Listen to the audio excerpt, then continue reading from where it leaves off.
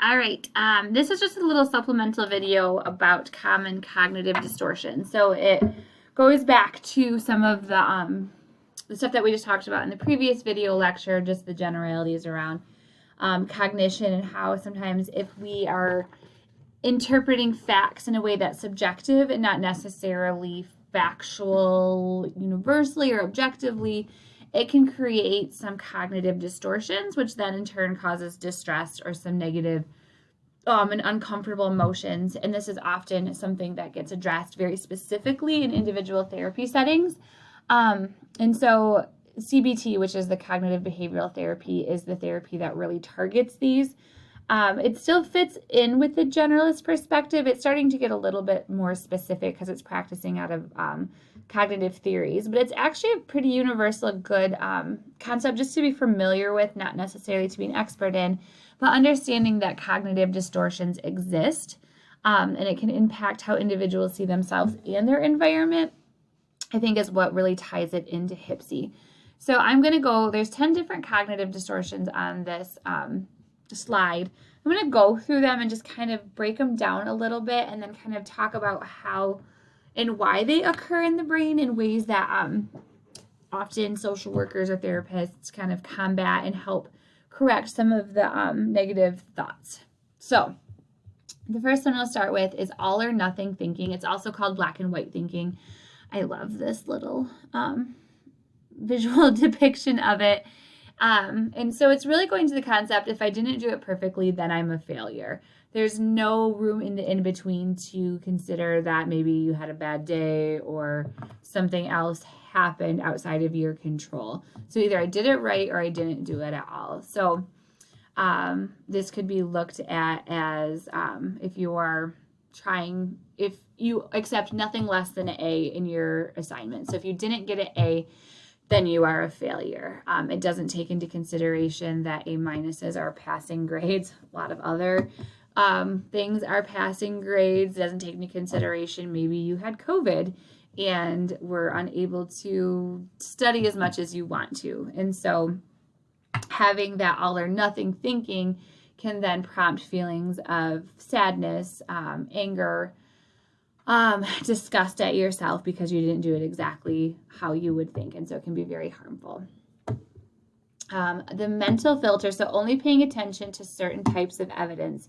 And this typically is you're noticing your failures instead of all of these successes. So the good example of this would be if you, let's say you are a professor and part of your job is to evaluate the effectiveness of your courses and get student feedback. And so you send out a survey and it comes back and 99% of the comments are positive, but one person stated that you were the worst professor in the world. They hated taking your classes and they'll never take one again. And so if your brain is looking at the mental filter, using the mental filter cognitive distortion, you would focus solely on that that one piece of feedback and negate and ignore the rest that gave you a very positive and that kind of identify that you might actually be a really good professor, but then you're looking at the lens of seeing yourself as bad because one person identified it as bad. Jumping to conclusions. So there's only two types. There are two key types of jumping to conclusions. So this cognitive distortion has a couple pieces to it. So mind reading, we're imagining that we know what others are thinking, and so that often you'd hear in conversations like if you're anticipating that you want to ask your boss for a raise, but well, I know that they aren't going to give it to me, and I'm a fail, like, because I don't do a good job in my work, so I'm not even going to ask because I know they're going to say no. So you're kind of imagining that they think you're bad. You're putting those assumptions into their brain and then predicting the outcome. So that kind of then is also a fortune telling one where you're like, well, I know they're going to break up with me. That has nothing to do with asking for a raise, but I just know that so-and-so is going to break up with me. I know it. And well, how do you know it? Well, I just do. I'm jumping to that conclusion based on whatever evidence that they think they have. And so jumping to conclusions makes a lot of assumptions and kind of that mentality that you can read someone's mind or predict the future. Emotional reasoning. So assuming that we feel a certain way, that because we feel a certain way, what we think must be true. So if you're feeling really embarrassed about something, so let's say you had the wrong answer in class, you're feeling these feelings of embarrassment, so you naturally attribute that you're an idiot. You don't necessarily take into consideration that, hey, maybe you didn't know the answer because you're still learning the content. You were never taught it. You're a learner. You instead jump to the negative that you're an idiot. So you're attributing things and identifying facts based off your emotions. And then next one is labeling. That's very similar. So you're assigning a label to yourself or to other people. So you're saying, I'm a loser. I'm completely useless. They're such an idiot. Or let's say somebody cuts you off while driving down the road, and it makes you angry, and you say, well, they're an a-hole. Well, you're putting all these labels on there. You don't even know what's going on. Maybe they're rushing to the hospital because their wife's in labor. Not necessarily making them a jerk or anything, but attaching a label and thinking in those very literal, concrete terms.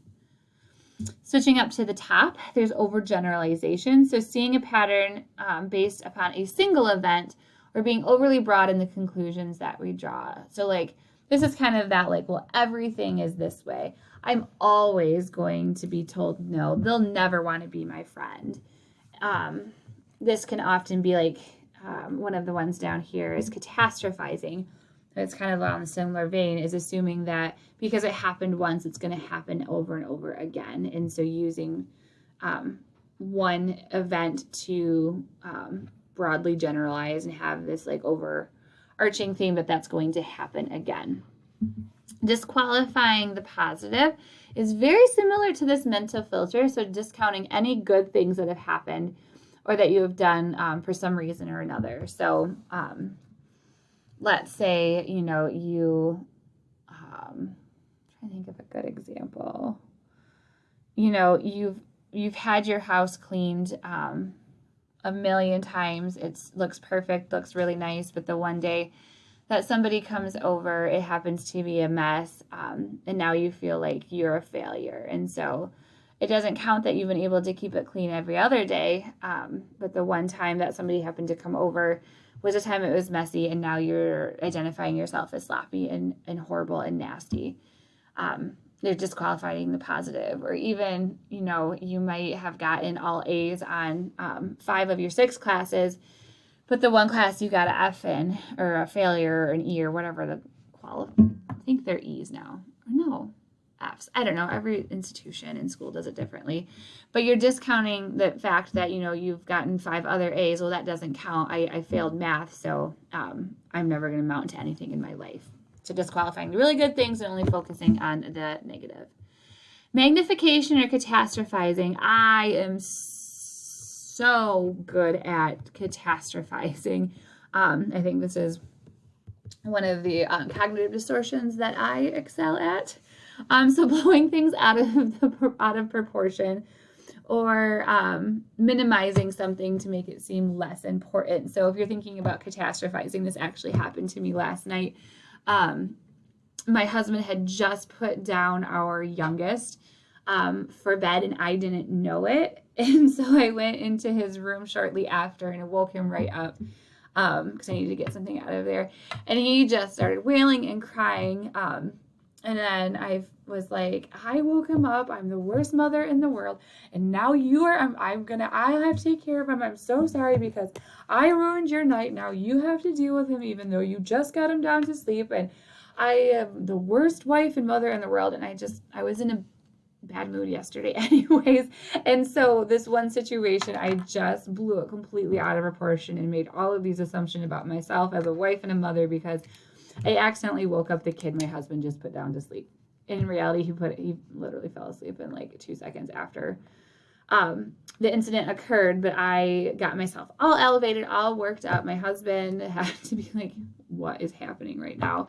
And it had nothing to do with that situation. I was just stressed about something else. So that catastrophizing a situation really then led to some negative self-talk about myself when it really wasn't true or necessary for me to go that extreme. The minimizing, so trying to shrinking something to make it seem less important. So that might be an accomplishment that somebody has, but they're not necessarily feeling good about themselves. So 4.0, you might just be like, it's kind of similar to like disqualifying the positive, but you might minimize the fact that you got a 4.0 for a semester because you don't think you're not going to be able to ever do it again. It's not that big of a deal. It doesn't show that I'm great. It just shows that I happen to have easy classes and got lucky this semester. The shoulds and the musts, I love to tell people not to should on themselves because these shoulds are imposing this expectation on yourself for some reason. So like, I should have known that my son was in the bed. I should have known. I didn't. I was actually in the bathroom filming a video lecture for individuals and families. So I had no idea, but I imposed this belief that I should have known this and I should have done something different. And because I didn't, I am not good enough. This can really come into comparison to like, oh, I should be size X, Y, or Z, not my size. So I'm obviously not physically attractive to somebody. So we can do the, not opposite, but like instead of putting the shoulds on ourselves, we might be putting them on somebody else, and that can lead to frustration. Well, my husband should know that I go into the baby's room to grab the clothes to set out for the night before. He should have known that. Well, now I'm frustrated with him. Actually, I wasn't. But that could be how that cognitive distortion would manifest. And personalization is blaming yourself for taking responsibility for something that completely wasn't your fault. So this could be like, I'm trying to think. Of course, I'm blanking on this right now.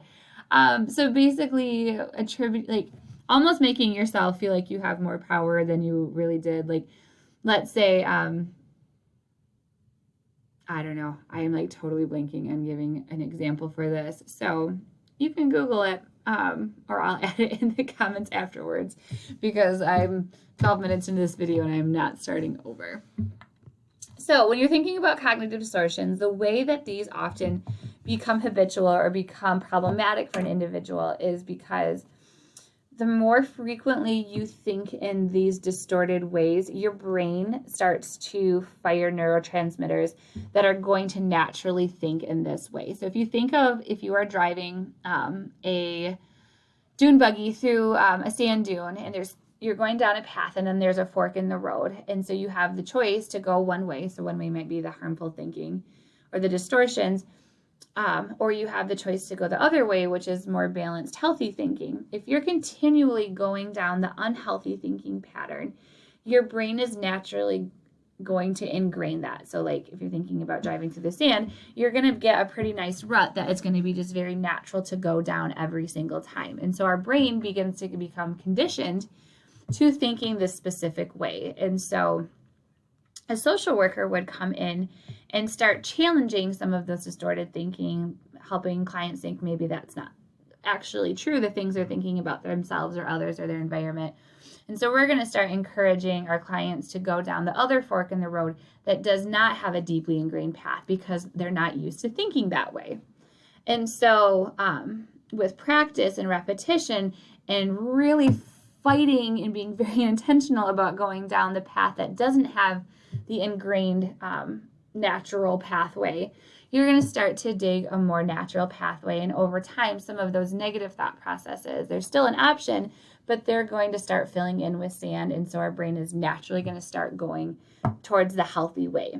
And so that's kind of like that brain biology, the synapses, the neural pathways, that conditioning that the more you're using and firing those neural pathways, the more ingrained and the more natural and the more second nature it's going to be. And so our challenge then is when we're identifying these cognitive distortions in our clients or in ourselves, to start helping them think a different way, practice a different way, so then that the train of thinking in the more healthy way will become second nature, and their behavior and the beliefs about themselves are going to become much more healthy, and they're going to experience less distress and anxiety and some of those icky emotions that are associated with these cognitive distortions.